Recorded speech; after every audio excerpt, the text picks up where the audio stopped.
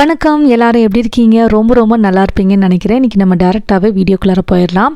சர்வேஷ்க்கு birthday May 19th. அதனால் பாப்பா வந்து அவனுக்கு ஒரு சூப்பராக ஒரு ஃப்ரேம் பண்ணுறா. ரெசினில் பண்ணலான்னு சொல்லிட்டு நான் ஆல்ரெடி அவர்கிட்ட காமிச்சேன் என்ன செய்யலான்னு சொல்லிட்டு. இதை நான் ரெசின் ஆர்டர் பண்ணியிருந்தேன். இது ஒரு சொல்யூஷன் A and Bன்னு இருக்கும். அதை மிக்ஸ் பண்ணிவிட்டு மோல்டு கொடுத்துருவாங்க. அதில் போட்டுட்டு நமக்கு ஃபோட்டோவில் பண்ணலாம், இல்லை ஃப்ளவர்ஸ்லாம் இருக்குது இல்லைங்களா, அதை வச்சு பண்ணலாம், கீ செயின்ஸ்லாம் பண்ணலாம். நிறைய நம்ம க்ரியேட்டிவிட்டியை எதுனாலும் பண்ணலாம். சரி பாப்பா அதை பண்ணலான்னு சொல்லிட்டு நாங்கள் ஃபோட்டோ வச்சு ரொம்ப பெருசாக க்ரியேட்டிவிட்டியாக தெரியாது, அவளுக்கு என்ன தெரியுமோ அதை வச்சு பண்ண வச்சேன் நான். அதோட இந்த வீடியோவில் என்னோடய ப்ரெக்னென்சி ஸ்டோரி உங்களுக்கு சொல்லலான்னு சொல்லிட்டு, ஏன்னா நிறைய பேருக்கு வந்து என்னை பற்றி தெரியும், ஓரளவுக்கு தான் தெரியும். எனக்கு 2 குழந்தைங்களோட நான் இங்கே ஒரு 5 இயர்ஸாக செட்டில் ஆகியிருக்கேன். அதுக்கப்புறம் வந்து பிரபு நானும் லவ் மேரேஜ், நான் கோயம்புத்தூர். ஸோ இந்த அளவுக்கு தான் தெரியும். சீக்கிரமாகவே வந்து ஃபுல்லாக என்னை பற்றின விஷயங்கள் உங்களுக்கு அப்டேட் பண்ணுறேன். இன்றைக்கி வந்து என்னோடய ப்ரெக்னென்சி ஸ்டோரி, என்னை பற்றின சின்ன வயசு ஸ்டோரி வந்து ஒரு இன்ஸ்பயராக இருக்கும் அப்படின்னு சொல்லலாம்.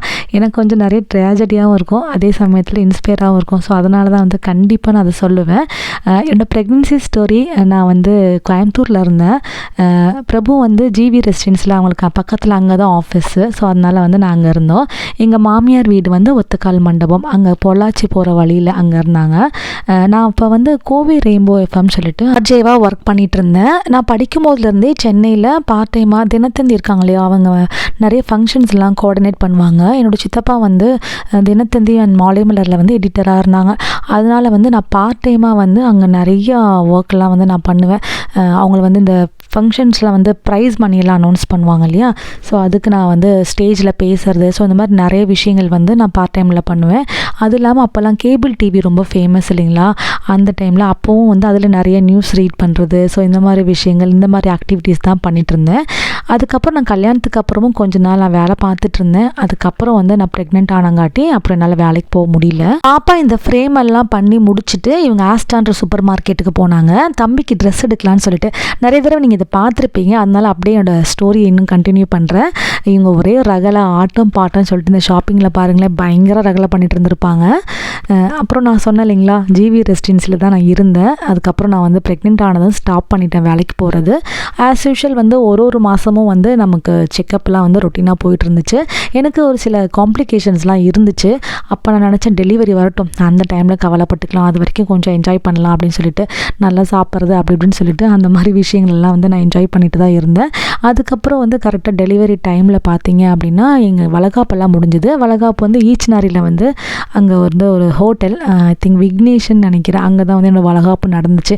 நடந்து முடிஞ்ச பின்னாடியுமே நான் வந்து எங்கள் அம்மா வீட்டுக்கெல்லாம் போகல, நான் இங்கேயே தான் இருந்தேன், கோயம்புத்தூரில் தான் இருந்தேன். பிரபு கூட மட்டும்தான் இருந்தேன். அதுக்கப்புறமா வந்து வளகாப்பு முடிஞ்சது எங்கள் அம்மா அவங்க அம்மா எல்லாருமே வந்து இங்கேயே வந்து இருக்க ஆரம்பிச்சிட்டாங்க. May 19th தான் சர்வேஷ் பிறந்தான். ஸோ May 18th வந்து எனக்கு வந்து செக்கப் இருந்துச்சு, வெள்ளிக்கிழமை. அந்த அன்றைக்கி நிறைய இந்த வாக்கிங் எல்லாம் போவோம் இல்லைங்களா, பயங்கரமாக போயிட்டு ரொம்ப டயர்டு. வீட்டில் பாசிப்பருப்பு செஞ்சுருந்தாங்க, ஏன்னா வீட்டில் எல்லாருமே வந்திருந்தாங்களா, அதனால சமைக்கிற வேலை அதெல்லாம் எதுவுமே எனக்கு இல்லை, எல்லாமே நான் ஸ்டாப் பண்ணிட்டேன். சாப்பிட்டுட்டு எனக்கு சாப்பிட கூட முடியல, ரொம்ப டயர்டாக இருந்துச்சு. அதுக்கப்புறம் வந்து சொன்னாங்க காரில் போகலாம், கேப் புக் பண்ணி. எங்கள் வீட்டில் அப்போ கார் கிடையாது. அப்போ நான் சொன்னேன் எனக்கு கார் வந்து இப்போவுமே சரி பிடிக்கவே பிடிக்காது, அந்த ஸ்மெல்லே பிடிக்காது, நான் எப்படியாவது மேனேஜ் பண்ணி போயிடுறேன் அப்படின்னு சொன்னேன். அப்புறம் 2 வீலரில் தான் வந்து நான் செக்கப்புக்கு ஏறினேன். நான் செக்கப்புக்கு ஏறும்போது எங்கள் ஃபேமிலியில் பார்த்திங்கன்னா எல்லாருமே இந்த வீட்டில் காம்பவுண்ட் கேட் இருக்கும் பார்த்துருக்கீங்களா, எங்கள் அம்மா, நாத்தனார், மாமியார் எல்லாம் வரிசையாக, எங்கள் அப்புறம் பிரபுவோட சித்தி கூட வந்திருந்தாங்க. எல்லோரும் நின்று என்னை பார்த்துட்டு இருந்தாங்களா. அப்போ எனக்கு ஒரு மாதிரி அழுகையாக வந்துச்சு, ஏன்னா எனக்கு என்னமோ தோணிகிட்டே இருந்துச்சா. ஸோ அதனால் வந்து ஒரு மாதிரி கண்ணில் தண்ணி வந்துருச்சு. அதுக்கப்புறம் ஏன்னா எனக்கு வந்து பொதுவாகவே நிறைய பேர் வந்து வீட்டுக்கெலாம் வந்தாங்க அப்படிலாம் இருந்துச்சுன்னா எனக்கு ரொம்ப பிடிக்கும். எல்லாருமே எனக்கு வந்து ரொம்ப பிடிக்கும். அப்புறம் ஹாஸ்பிட்டல் போனதும் டாக்டர் செக் பண்ணிவிட்டு 3 சென்டிமீட்டர் யூட்ரஸ் ஓப்பன் ஆயிடுச்சு, ஹாஸ்பிட்டல் அட்மிட் பண்ணணும் அப்படின்னு சொல்லிட்டாங்க.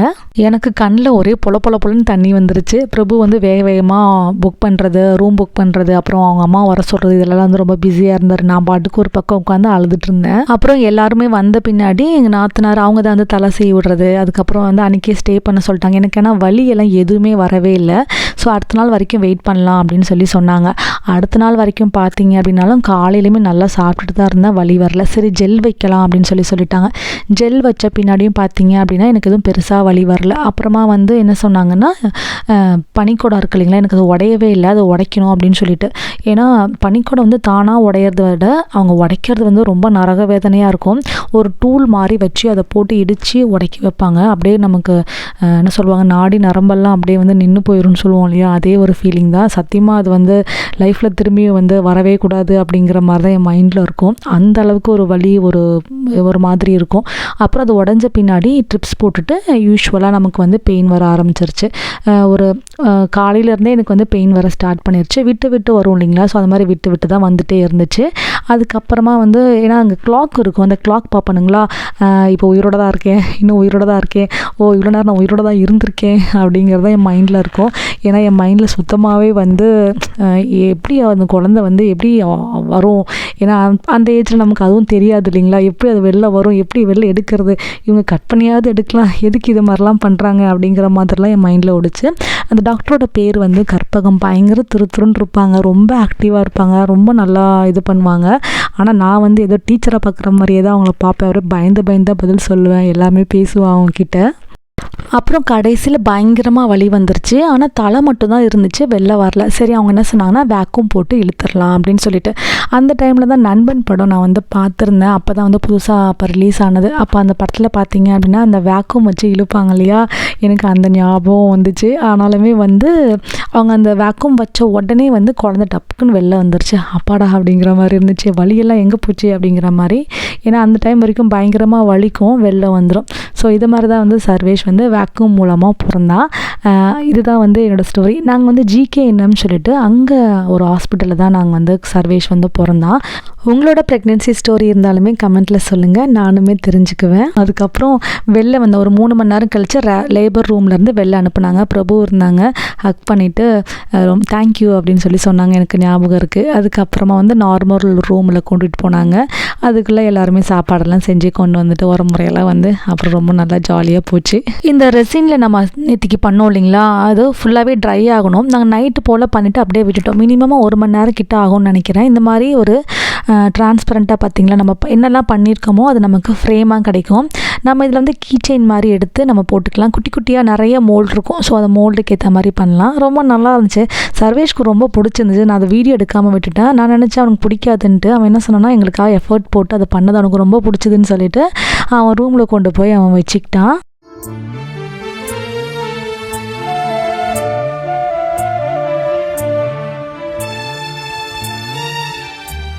நான் சர்வேஷ்க்கு வந்து ராகி சாக்லேட் கேக் பண்ணலான்னு சொல்லிட்டு ட்ரை பண்ணேன்.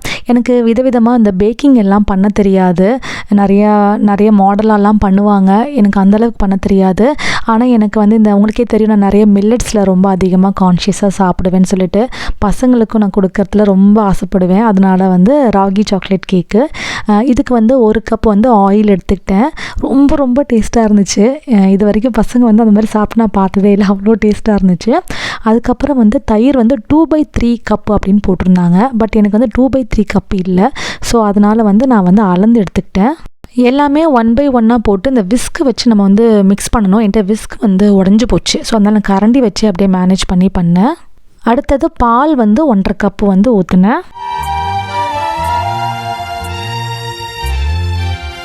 கேக்குக்கு எப்போவுமே மெஷர்மெண்ட் ரொம்ப முக்கியம். கொஞ்சம் மாற்றி போட்டிங்க அப்படின்னாலுமே நல்லா வராது. அதுக்கப்புறம் வெனிலா எசன்ஸ் வந்து 1 ஸ்பூன் போட்டேன். இதற்கு வந்து நான் சர்க்கரை சேர்க்கலைங்க, வெல்லம் தான் சேர்த்துருக்கேன். 350 கிராம் வெல்லம் வந்து சேர்த்துருக்கேன். இதில் வந்து ஒயிட் ஃப்ளவரும் கிடையாது, சர்க்கரையும் கிடையாது. ஸோ இதுதான் வந்து இதோட கேக்கோட ஸ்பெஷல் கேக்கு.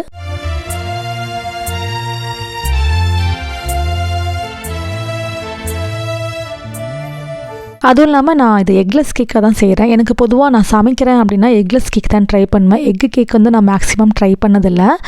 இப்போ அடுத்து ட்ரை இன்க்ரீடியன்ஸில் 1.5 கப்பு ராகி, 1.5 கப்பு வந்து கோதுமை மாவு வந்து எடுத்திருக்கேன். இது எல்லாமே நான் தனியாக என்ன பண்ணிட்டேன், அளந்து எடுத்துட்டு அதுக்கப்புறமா வந்து ஜலிச்சிட்டேன். ஏன்னா ஒன்றுனா பண்ணோம்னா கொஞ்சம் கஷ்டமாக இருக்கும்னு சொல்லிட்டு. அதுக்கப்புறம் வந்து 3 ஸ்பூன் வந்து பேக்கிங் பவுடர், 1 ஸ்பூன் வந்து பேக்கிங் சோடா. ஸோ இதை ஆட் பண்ணிவிட்டு 1/4 கப்பு வந்து கோகோ பவுடர். ஸோ இதுவும் எல்லாமே ஆட் பண்ணிவிட்டு இப்போ இது எல்லாமே வந்து என்ன பண்ண போகிறேன், நம்ம இது தனியாக அந்த லிக்விடாக கலந்து வச்சுருக்கோம் பார்த்திங்களா, அதில் சலித்து மிக்ஸ் பண்ணணும்.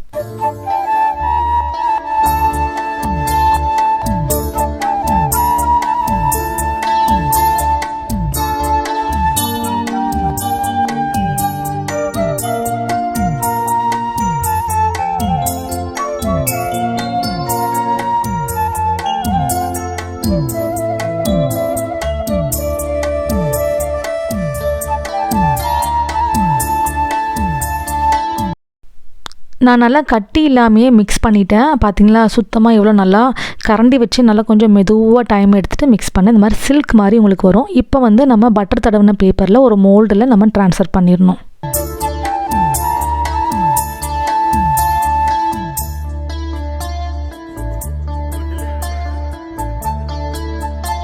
ஆக்சுவலி சின்ன ஒரு ரவுண்டாக இருக்குது பார்த்துருக்கீங்களா மோல்டு, அதில் யூஸ் பண்ணிங்கன்னா தான் கேக் நல்லா ஹைட்டாக இருக்கும். அப்போ தான் அந்த ஃப்ளஃபியாக வரும்போது நல்லாயிருக்கும். ஆனால் எனக்கு வந்து கிடைக்காம போயிடுச்சு இந்த தடவை. ஆஸ்டாலையும் கிடைக்கல, ஆல்ரெடியும் ட்ரை பண்ணேன். அதனால் ப்ரௌனி மோல்டில் தான் நான் ஊற்றுனேன். அது வந்து 4 இன்ச்சுன்னு நினைக்கிறேன். ரொம்ப குட்டியாக இருக்கும், ரவுண்ட் ஷேப்பில் இருக்கும், நல்லா உங்களுக்கு ஹைட் கிடைக்கும். அந்த மாதிரி மோல்டில் ட்ரை பண்ணுங்கள்.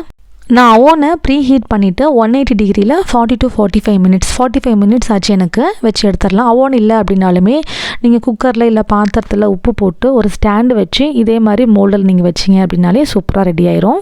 நான் நைட்டு போல் இதை பண்ணி எடுத்து வச்சுட்டு தூங்கிட்டேன். காலையில் போல் நம்ம ஏதாவது ட்ரெஸ்ஸிங் பண்ணிக்கலாம் அதில் அப்படின்னு சொல்லிட்டு.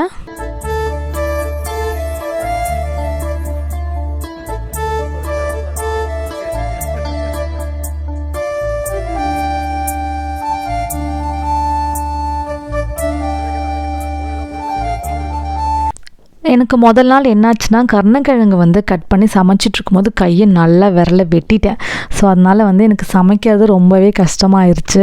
எல்லாமே ஒத்த கையிலே வந்து ஸோ பிரபு தான் வந்து எனக்கு எல்லாமே ஹெல்ப் பண்ணாங்க.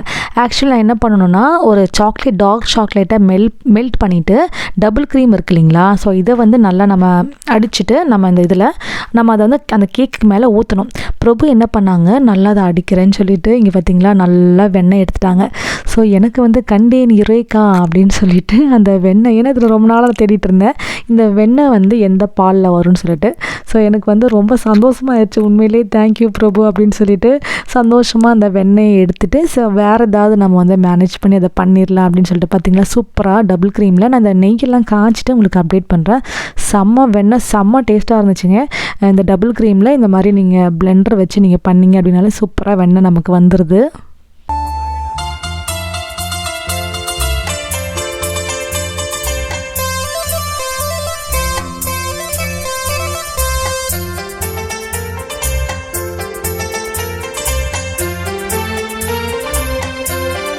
இன்றைக்கி சர்வேஷ்க்கு வேஃபிள்ஸ்னால் ரொம்ப பிடிக்கும் அவனுக்கு. ஸோ அதனால் வேஃபிள்ஸ் வந்து ஊற்றிட்டு அதுக்கப்புறமா வந்து கேக் வந்து கொடுக்க போகிறோம். ஏன்னா ஸ்கூலுக்கு போகிறதுனால இன்றைக்கி எதுவும் நாங்கள் செலிப்ரேஷன் பண்ணல. அதுவும் இல்லாமல் நாங்கள் எப்போவுமே பொதுவாக பிரபுவோட கொலீக்ஸ் எல்லாமே இருக்காங்க அந்த பழைய வீட்டில், அங்கே கூப்பிட்டு வச்சு நாங்கள் கேக் கட் பண்ணுவோம். நாங்கள் இப்போ வந்திருக்கிறது புது இடம் இல்லைங்களா, ஸோ இங்கே நமக்கு யாரும் அவ்வளோவா தெரியாது. ஸோ யாரா கூப்பிட்றது அப்படின்னு சொல்லிட்டு நான் வந்து வெளில எங்கேயாவது போய் செலிப்ரேட் பண்ணிக்கலாம் அப்படின்னு சொல்லிட்டு டிசைட் பண்ணிட்டோம். வீட்டில் வந்து ஸ்கூலுக்கு போகிறதுக்கு முன்னாடி ஒரு கேக் கட்டிங். இது மட்டும் கலர் ஐசிங்கில் வந்துட்டு ஹாப்பி பர்த்டேன்னு எழுதிட்டேன். பட் எனக்கு அந்த ஃப்ரெஷ் க்ரீமில் வைக்கலாமான்ட்டு பட் கேக்கெல்லாம் ரொம்ப இதுவாயிருமேன்னு சொல்லிட்டு பயந்துட்டு இதோடய நமக்கு போதும், அவ்வளோதான் நமக்கு பண்ண தெரியும், இதுக்கு மேலே ரிஸ்க் எடுக்க வேணாம் அப்படின்னு சொல்லிட்டு இப்படி தான் வந்து ஹாப்பி பர்த்டேன்னு சொல்லிட்டு பாப்பா வந்து நானும் கட் பண்ணுவேன். அதுக்கு வந்து என்னென்னா அவன் மட்டும் கட் பண்ணுறானே அப்படின்னு சொல்லிட்டு சர்வேஷ்க்கு வந்து 10 வருஷம் முடிஞ்சிருச்சு. ரொம்ப இதுவாக இருக்குது, இப்போ தான் பிறந்த மாதிரி இருக்குது. அதுக்குள்ளே பசங்களுக்கு வயசாகிட்டே போயிட்டே இருக்கே அப்படிங்கிறது. அப்புறம் கட் பண்ணி சாப்பிட்டாங்க. ரொம்ப ஆச்சரியப்பட்டேன். பிரபு கூட சொன்னாங்க அவ்வளோ நல்லாலாம் வராது அப்படின்னு சொல்லிட்டு ரொம்ப நல்லா சாஃப்டாக இருந்துச்சு. பசங்களும் வந்து என்னென்னா சர்வேஷ் சாயந்தரம் வீட்டுக்கு வரும்போது எங்கே அந்த கேக் அப்படின்னா ஓகே நம்ம நல்லா தான் செஞ்சுருக்கோம் அப்படின்னு சொல்லிட்டு அப்புறம் என் மைண்டுக்குள்ளேயே சொல்லிக்கிட்டேன்.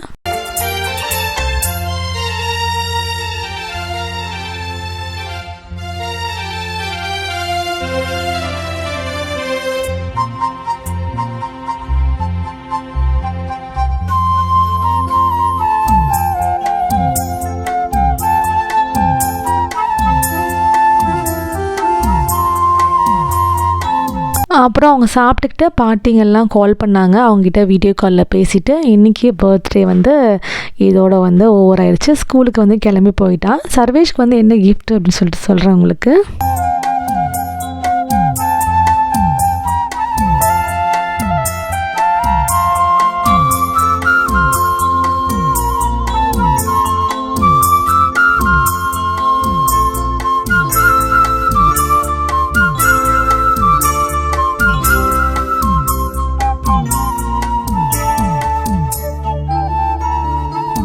இன்றைக்கி சர்வேஷ்க்கு வந்து கிஃப்ட் அவன் லேப்டாப்காக காசு சேர்த்திட்டு இருக்கான். ஒரு 180 பவுண்ட் சேர்த்திருக்கான். அதனால் வந்து 100 பவுண்ட் வந்து பணமாக கொடுத்துட்டாங்க பிரபு. அவனுக்கு ரொம்ப சந்தோஷம். ஏன்னா அவனுக்கு லேப்டாப்க்கு வாங்க வேண்டிய காசு வந்து ஆல்மோஸ்ட் ரீச் ஆகிட்டான். ஸோ அவன் தனியாக வந்து ஒரு லேப்டாப் வாங்கிக்கிறதுக்கு, ஏன்னா சரி இது ஏதாவது யூஸ்ஃபுல்லாக வாங்கட்டுமேன்னு சொல்லிட்டு அவன் நிறைய வீட்டு வேலைலாம் செய்வான் இல்லைங்களா.